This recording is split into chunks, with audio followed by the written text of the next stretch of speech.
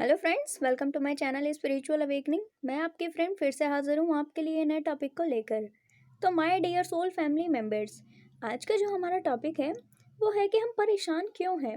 क्या है हमारी परेशानी का कारण, क्यों हम इतने डिप्रेस, अपसेट, टेंशन में रहते हैं। तो चलिए आज बात करते हैं इस बारे में। फ्रेंड्स, आपने देखा होगा कि हम अपनी लाइफ में जिन भी चीज़ों के साथ डील कर रहे होते हैं, वो सारी चीज़ें अगर हमारे मन मुताबिक होती हैं तो सही है, हम हैप्पी हैं, हम खुश हैं, ठीक। और अगर वो हमारे मन मुताबिक नहीं होती हैं तो फिर हम टेंशन में होते हैं, डिप्रेशन में होते हैं, अपसेट होते हैं। तो ये क्या है?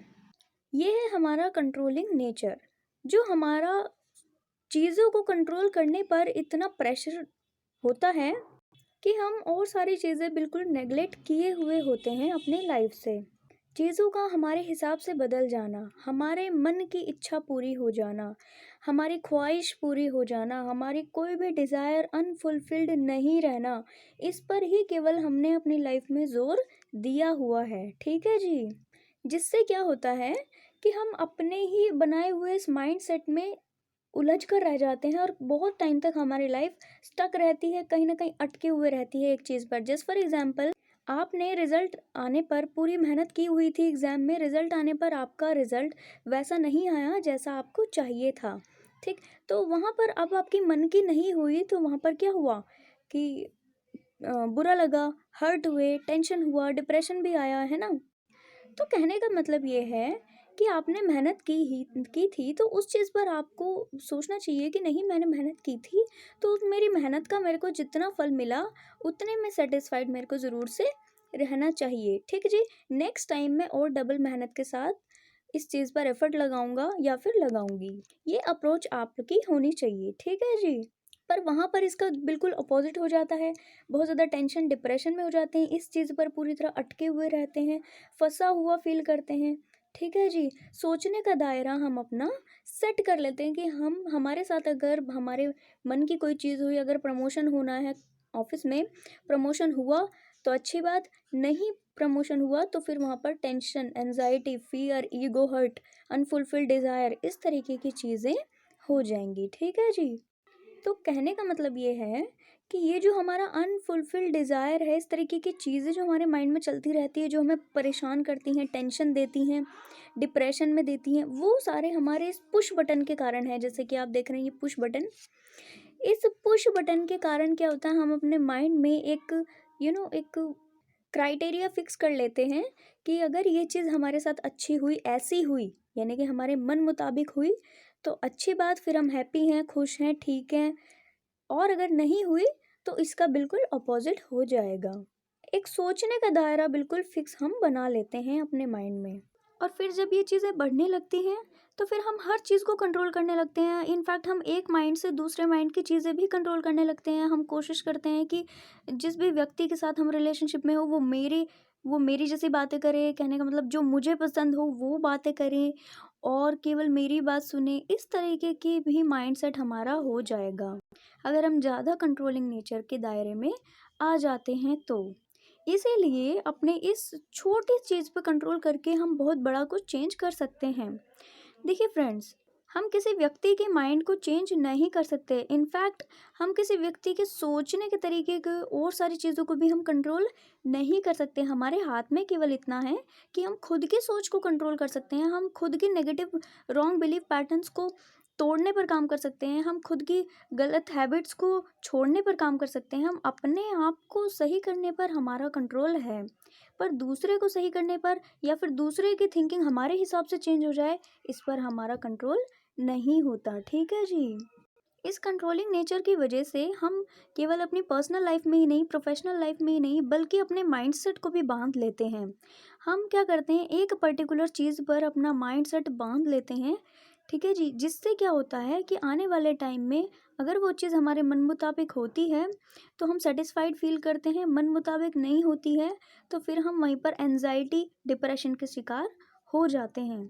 तो फ्रेंड्स, कहीं ना कहीं हमारे ये गुस्सा, हर्ट और सैडनेस के सारे रीज़न हम खुद ही हैं। हमारा खुद का बनाया हुआ माइंडसेट ही हमारा परेशानी का कारण है, जिससे हम चीज़ों को कंट्रोल करते हैं और परेशानी में आते हैं। एग्जाम्पल देती हूँ मैं आपको यहाँ पे। मान लीजिए आपको कहा जाए कि आपको 50 ग्राम अपने हाथ पर वेट उठाना है, ठीक, तो आप कह दोगे ठीक है, ओके फाइन, ये तो मैं कर सकता हूँ बहुत इजीली, तो मैं इसको कर दूंगा, ठीक। और अगर आपको कहा जाए कि आपको 50 टन अपने हाथ पर उठाना है, तो फिर आप क्या करोगे?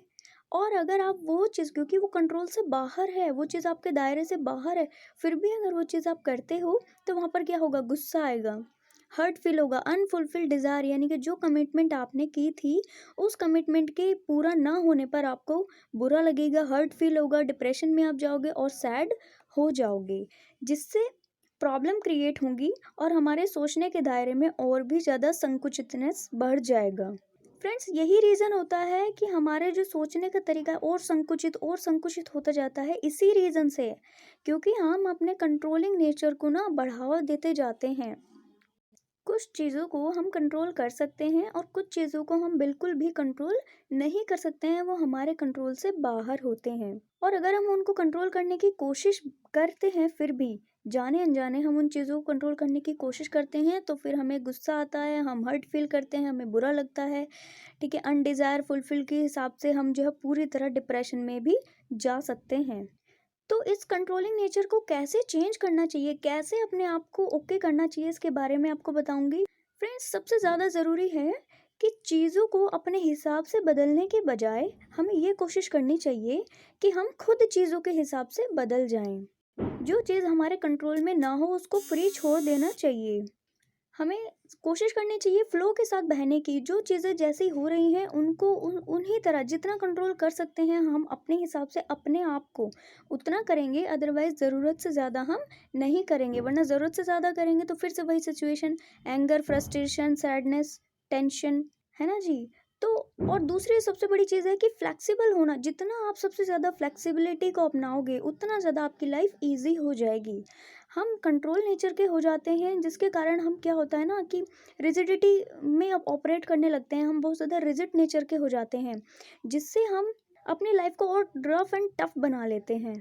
तो फ्लेक्सिबल होना बहुत ज़रूरी है, चीज़ों के हिसाब से अगर हम खुद बदल जाएंगे, तो हमें अपने नेचर को फ्लेक्सिबिलिटी को देने में इजीनेस होगा, और साथ में दूसरी और सबसे बड़ी चीज़ ये होगी कि हम अपने पोटेंशियल को अंडरस्टैंड कर पाएंगे।